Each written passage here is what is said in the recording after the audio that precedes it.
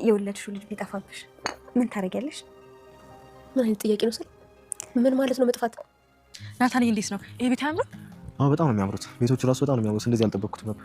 አባዬ እኮ ይሄን ቤት በስምሽ አደርግልሻለሁ ብሎኛል። በቃ ዘለሽ ውርስ ላይ ምን አስደረሰሽ? ይሄ ቤትም ያንተ ይሆናል ብዬ ነው። ይሄ ቤት ካለሽ እኮ ከኔ የተሻለ ወንድ ታገኛለሽ። አይ እኔ አንተ ነው የምፈልገው። ምንድን ነው የምታወሩት? እኔ ምንም አልገባኝ። የምናወራው ነገር ያገባሽ። ተነሽ ወደ ቤት ግቢ። በጥፍ እንዳላጋጭሽ ግቢ አልኩሽ እንዴ። እባክሽ ስነ ስርዓት ረፊ ወይ ውሃ እና ናታንዬ አስበው እስኪ እኔ እናንተ ብቻ እዚህ ቤት ስንኖር አስበዋል። ይኸውልሽ ፍቅር በመተሳሰብ ነው። እኔ ካልወደድኩሽ ደግሞ የምትጎጂው ራስሽ ነሽ። ብዙ ጊዜ አይተሽ ከሆነ የሚወድ ሰው ነው የሚጎዳው። ስለዚህ አንቺ አሁን ራስሽን ለመጉዳት ነው እየዛትሽ ያለሽው። በዚህ ሰዓት እዚህ ምን ትሰራለህ? መሽቷል እኮ ሰዓት ይደርሳል እንዴ። ላስብበት ብለሽኛል ነበር። እኔ ደግሞ መልስ ሳልሰማ እንቅልፍ የሚባል ነገር አይወስደኝ። ምንድን ነው የምትሰማው? ብቻ ረስተሽው እንዳይሆን። አልረሳሁትም። እና አሰብሽበት? ቆይ እኮ ከምርሽ ነው? የመጀመሪያ ቀን ሳይሽ ማለት ነው። በቃ በህይወቴ እንደዛ ደንግጬ አላውቅም። ከነቡቱቴ ነው ስለየገቡት። ደፋር እኮ ነሽ። ግን ሳይሽ በቃ በጣም ነበር የደነገጥኩት። ግን ምንሽ እንደምወድልሽ ታውቂያለሽ? በቃ ነፃነትሽን፣ ግልጽነትሽን፣ ንቃትሽን። መልኬስ የሚወደድ አይደለም? መልክ የመጀመሪያ መስፈርት አይደለም እንጂ መልክሽን በጣም ቆንጆ ነሽ።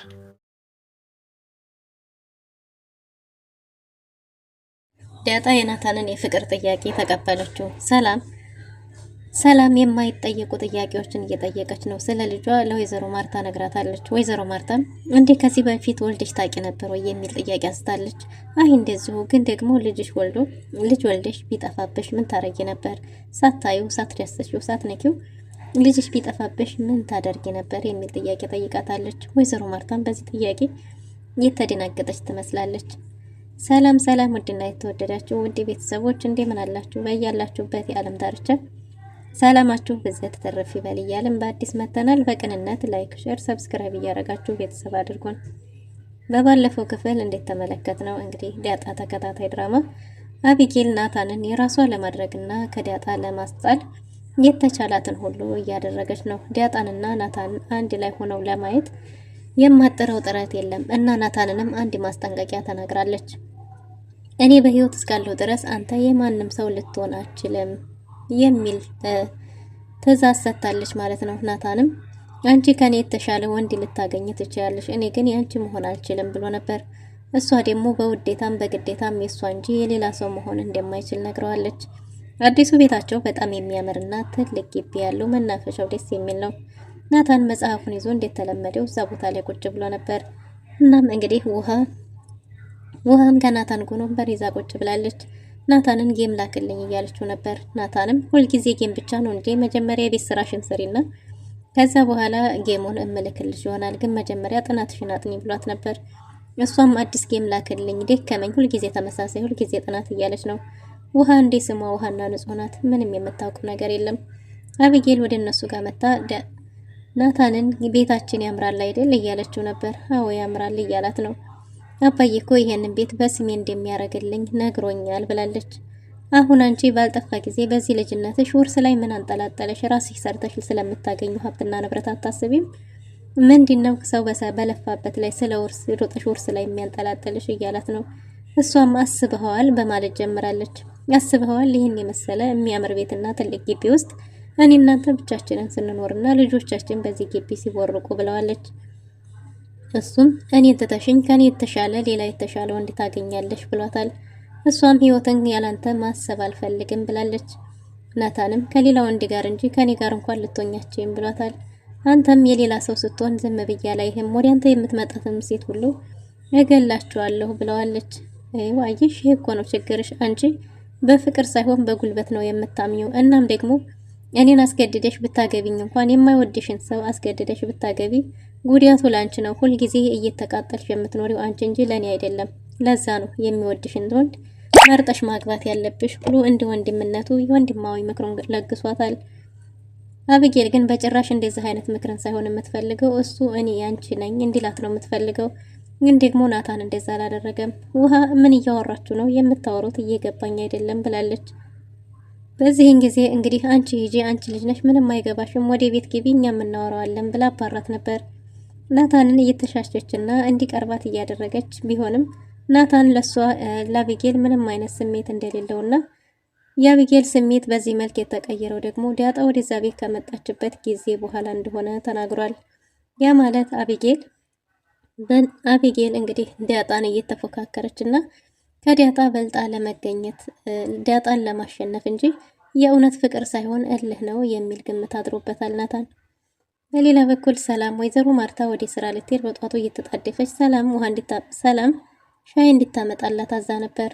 ሰላምም የታዘዘችውን ሻይ ለወይዘሮ ማርታ ሰጥታለች። እናም እንግዲህ ለወይዘሮ ማርታ ከሰጠቻት በኋላ ወይዘሮ ማርታ ቁጭ ብላ ሰላምን እንድታወራ ትፈልጋለች። ሰላምዬ እንዴት ነው እርግዝናው፣ ድካሙ እንዴት ነው እያለቻት ነበር። ሰላምም አይትዬ በጣም ደስ ይላል፣ አሁንማ እጄም አእምሮዬም ከልጄ ጋር ብቻ ነው እያለቻት ነው። ወይዘሮ ማርታም አዎ እኛ እኮ ስናረግዝ እኛ የፈጠርናቸው እስከሚመስለን ድረስ አብዝተን ስለነሱ በጣም እንሰስታለን፣ እንጨነቃለን እና ሁሉም ነገርሽ የምታስቢ ሁሉ ስለ ልጅሽ ብቻ ይሆናል እያለች እናታዊ ምክሯን እየለገሰቻት ነው። አዎ ትዬ አውቃለሁ ባለች ጊዜ እንዴ እዚህ ቤት ከመምጣትሽ በፊት ወልደሽ ነበር እንዴ ብላታለች። እሷም እንዳልወለደች ተናግራለች። እናም እንግዲህ አንድ ጥያቄም ጠይቃለች ማለት ነው። እትዬ እስቲ አንድ ጥያቄ ልጠይቅሽ ብላት ነበር። ወይዘሮ ማርታ እሺ ብላ ጥያቄዋን ስትቀበል ልጅሽን እንዲወለድሻት ሳታያት ሳትነኪያት ሳትዳስሻት ብትጠፋብሽ ምን ታደርጊያለሽ? ተረሻታለሽ የሚል ጥያቄ አንስታ ነበር።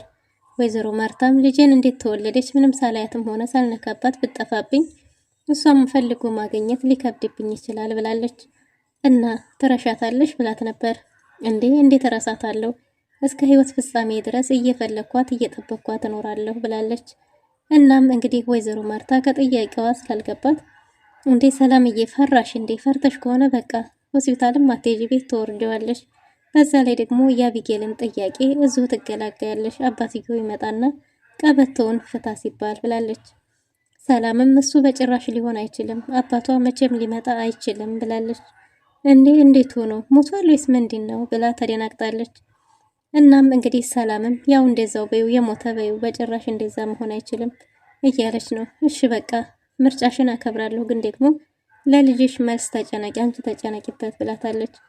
ሰላምም ለሱ መላ እንዳላትና እንደማያሳስባት ተናግራለች።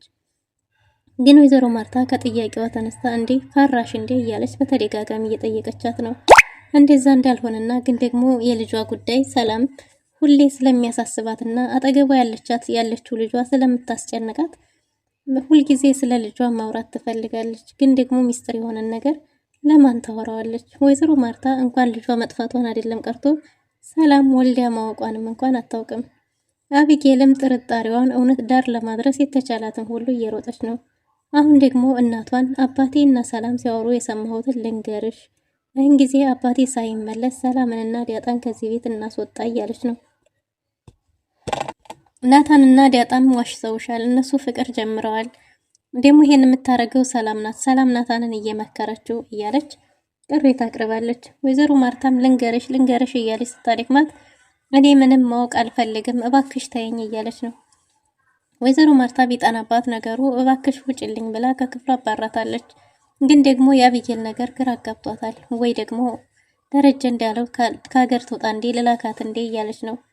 እንግዲህ አቢጌል በማታው ለአባቷ ደውላ ስጦታ ይዞላት እንዲመጣና አይፎን 17 ይዘህልኝና ብላለች። አይፎን 17 ምን ያደርግልሻል? ስልክ ነው ቢላትም ክብሩስ እያለች ነው። ስልኩ በክብር ወይም ደግሞ ማንነትን አያስለካምና አይፎን 17 ይዤ አልመጣም፣ ብዙ ዕቃ ይዤ መጣው ስላለኝ እሱን ይዤልሽ አልመጣም ብሏታል። እሺ እዚሁ ትገዛልኛለህ እያለች ነው። እናም እንግዲህ ስለ ዲያጣና ስለ ናታንም ልትነግረው ፈልጋለች። ግን ደግሞ አቶ ደረጀ እንዳትነግረው የተቻለውን ሁሉ እያደረገ ነው። እባክሽ ተይኝ፣ እዚህ ኩኝ እንኳን ማረፍ የለብኝም ወይ ዝም ልጨቀጭቅኝ ነው ወይ እያለ ነው። እባክሽ ሰማኝ፣ እናቴን እያታለሏት ነው። ናታንና ዲያጣ አንድ ላይ ሆነዋል፣ ፍቅር ጀምረዋል እያለች እየነገረችው ነው። አቶ ደረጀም ዲያጣ የምታረገውን ነገር ታውቃለች እና ስለሷ ምንም ነገር እንዳትነግሪኝ ብሎ ስልኩን ዘግቷል። አቢጌል በተኛችበት በሌሊት አርጁን ደውሏል። አርጁን ያላንቺ መኖር አልችልም፣ አንቺ በሌለሽበት እኔ መኖር አልችልም፣ ራሴን አጠፋለሁ፣ ወድሻለሁ እያለ ሲያለቃቅስ ነበር። እሷም ደግሞ መሞትም ከፈለክ አራት እግርህን ብላ እንጂ ያንተ ጉዳይ እኔን አያሳስበኝም እያለች ነው። እናም እንግዲህ አርጁን በሌሊቱ ደውሎ ቢጨቃጨቅም አቢጌልም እባክህ ስልኬ ላይ ሁለተኛ እንዳትደውል አንተ ለኔ ክብር አትመጥንም ብለው ነበር። ዳጣ ከናታን ጋር ያለው ኩርፊያ እጅግ ቢያስጨንቃትም እና የተሰጣትም ቀጠሮ ደርሶ አስባ እንድትነግረው ለጠየቃት ጥያቄ ምላሽ ሰጥታለች። ናታን ተወጂ ወይ ጥያቄን ምን አደረሽው አሰብሽበት ወይ ብሎ ክፍሏ ድረስ ሄዶ ነበር። እባክህ አሁን አቢጌል ትመጣለች ከክፍሉ ውጣልኝ ብለው ነበር። እሱም ምላሿን ሳይሰማ ከክፍሉ እንደማይወጣ ነግሯታል። ዳጣም እንግዲህ ለአቢጌል ለእህቷ ብላ እንጂ እንደማጠላው ተናግራለች።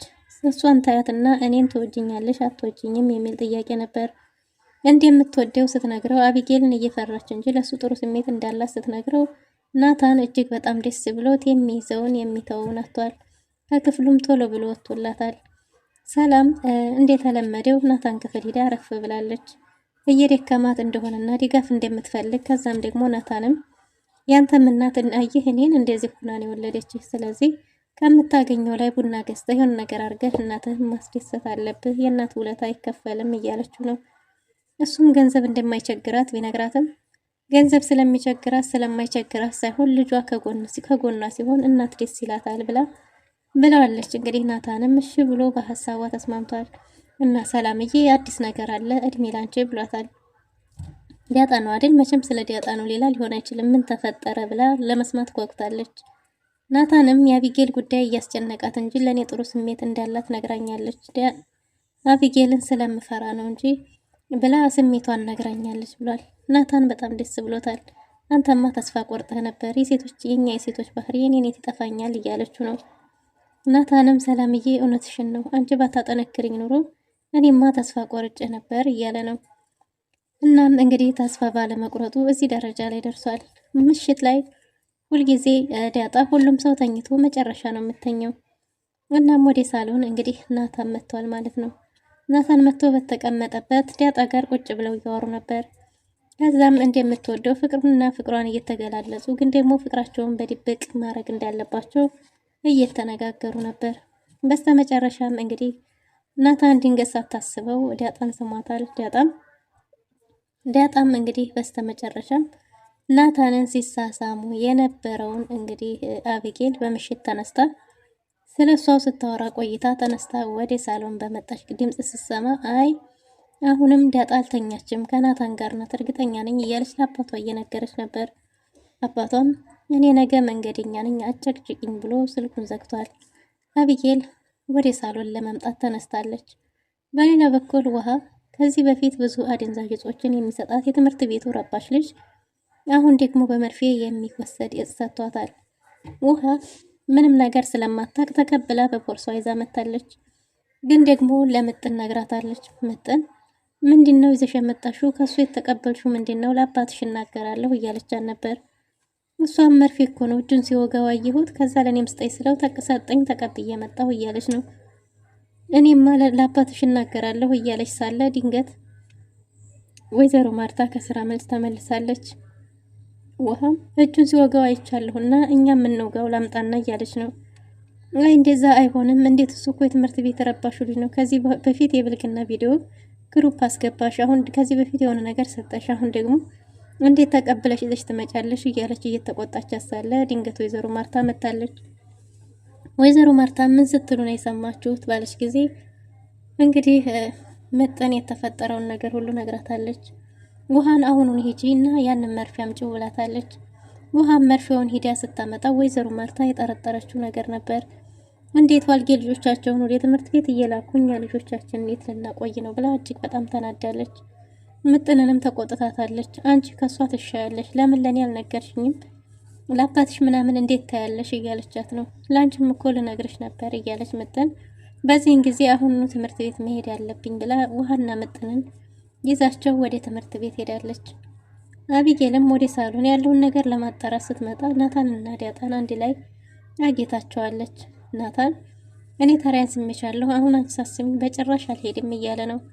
እሷም ድምጻችንን ሳሰማ ቀረም አሁን ትመጣለች እባክህ እያለችው ሳለ አረ በጭራሽ የተፈጠረው ነገር ይፈጠር እንጂ ሳስሚኝ አትሄጂም አልሄድም ብሏታል። በዚህን ጊዜ ናታንና ዳጣ እንግዲህ ሲሳሳሙ አቢጌል አይታለች ማለት ነው። አቢጌል በቪዲዮ ይዘዋለች። ይህን ቪዲዮ ለወይዘሮ ማርታ ወይስ ለአቶ ደረጀ ለማን ትሰጣለች? ከዛስ በዳጣ ላይ ምን ሊፈጠር ይችላል የሚለውን በቀጣይ ክፍል ይዘን እንመጣለን።